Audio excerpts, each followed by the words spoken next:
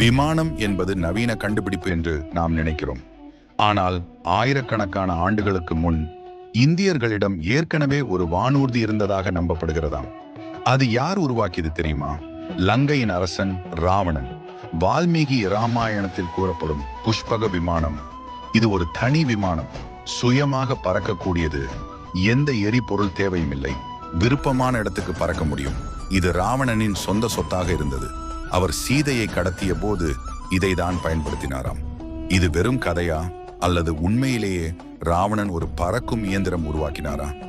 இந்த விவரங்களை ஆதரிக்கும் போலி மற்றும் உண்மையான ஆவணங்கள் இரண்டுமே இருக்கின்றன.